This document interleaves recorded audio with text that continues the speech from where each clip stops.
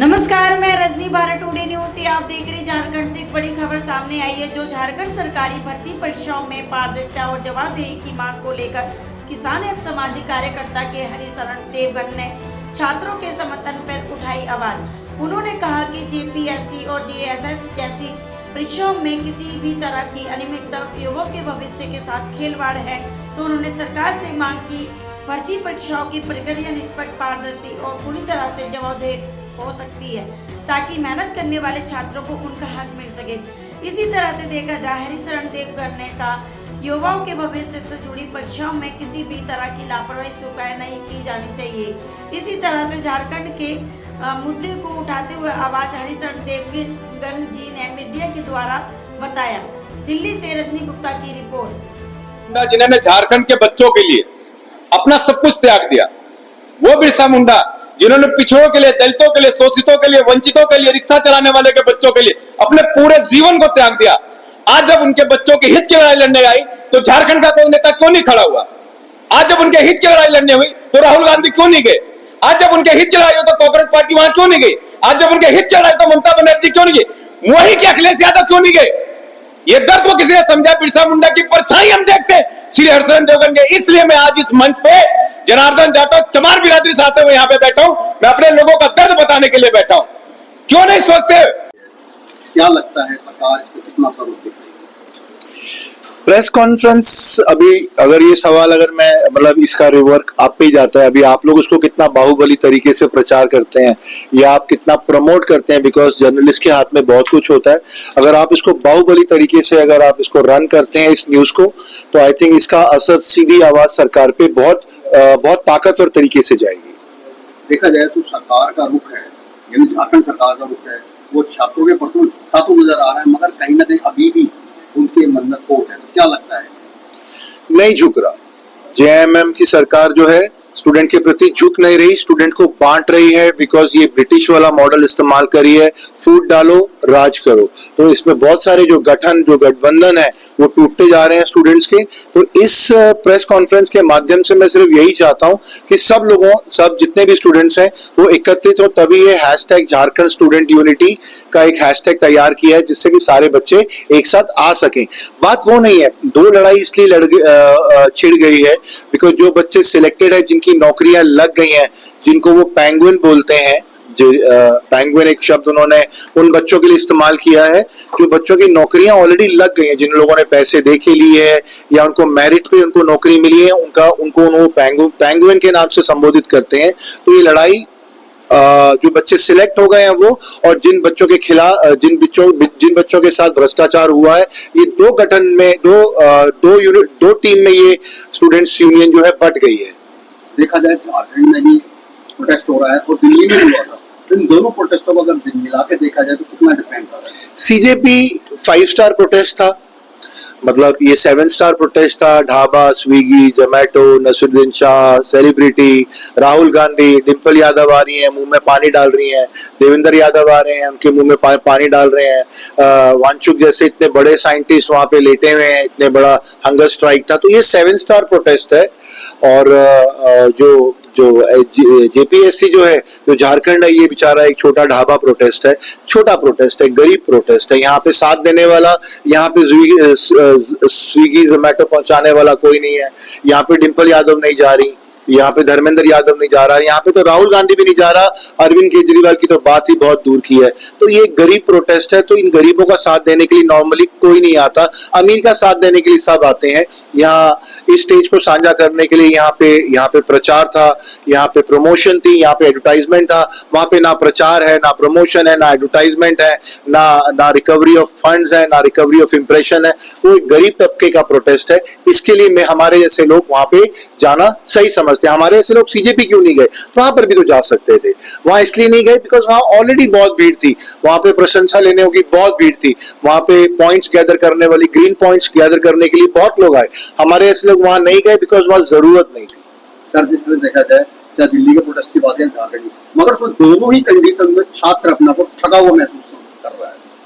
But यहाँ का छात्र जो था वो अभद्र टिप्पणी थी। अगर आप थोड़ा ध्यान से सीजेपी के प्रोटेस्ट को देखें तो यहाँ की लड़कियां, अभद्र भाषा, अभद्र, आपने बहुत सारा कॉमेडी भी देखा होगा, अभद्र भाषा का प्रयोग देखा होगा।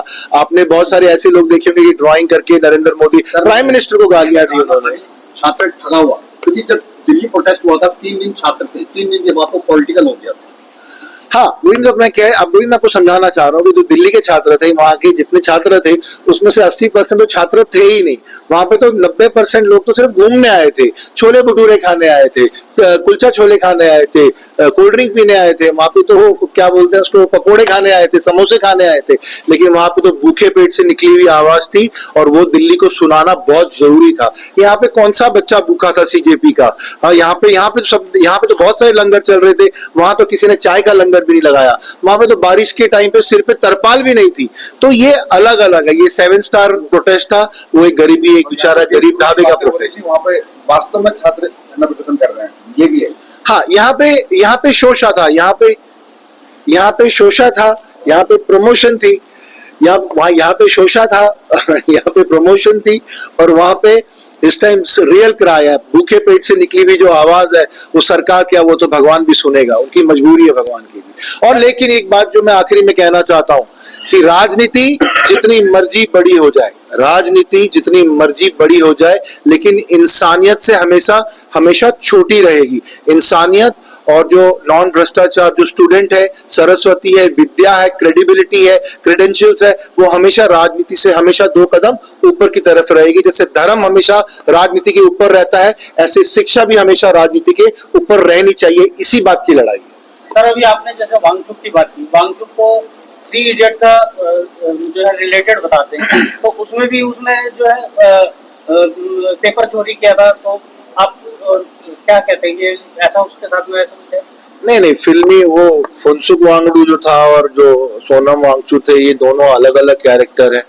और इनफैक्ट जो फुनसुक वांगडू की जगह जो डायरेक्टर थे उन्होंने मना भी कर दिया था कि इसका सोनम वांगचुक से कोई लेना देना नहीं है, 3 इडियट के उस इंप्रेशन का। तो ये फिल्मी बातें हैं, लेकिन फिल्मी बातें पर्दों पे अच्छी लगती हैं।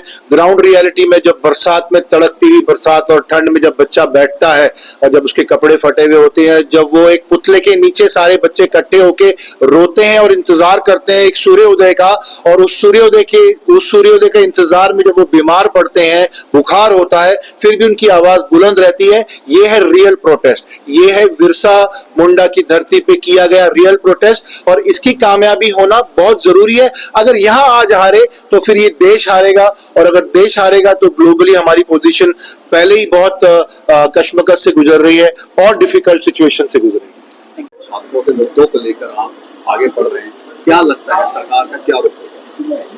सर, सरकार का रुख होगा नहीं।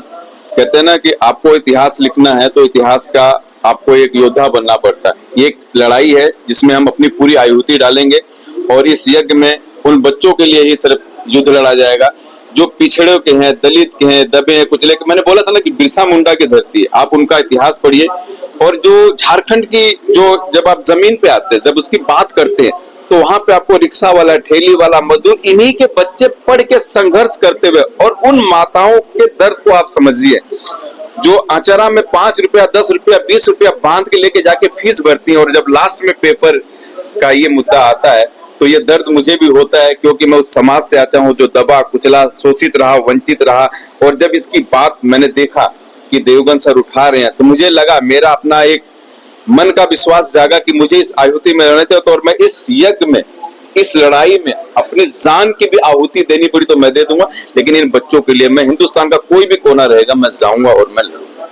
मगर झारखंड सरकार का जो रुख है इसमें छात्रों के फेवर में चल रहा है, उनके साथ चल रहा है, क्या लगता है? फेवर में नहीं है सर, हम 85% है। 85% को आपको तोड़ने के लिए आपको कहना है कि फूट डालो, राज करो। आप किसी को चमार के नाम पे डिवाइड करेंगे, किसी को अहिर के नाम पे डिवाइड करेंगे, किसी को कोयरी के नाम पे डिवाइड करेंगे, किसी को धोबी के नाम पे डिवाइड करेंगे, किसी को मोची के नाम पे डिवाइड करेंगे। उन बच्चों को बरगलाएंगे, और ये बरगलाने का ही काम ये सरकार कर रही है। नहीं तो 85% पूरा का पूरा स्टूडेंट एक साथ है, आप कर नहीं सकते। ये सिर्फ और सिर्फ फूट डालो और राज करो और डिवाइड कर दो इसको, यानी बिखेर दो। ना एक संगठित होंगे, ना इकट्ठे होंगे, ना संघर्ष करेंगे। लेकिन मैं अपने पूरे उन सभी समाज के बच्चों से, युवाओं से, चाहता हूं, मैं बच्चों से कि आप एक रहिए, एकत्रित रहिए, संगठित रहिए, संघर्ष कीजिए। विजय अवश्य मिलेगी।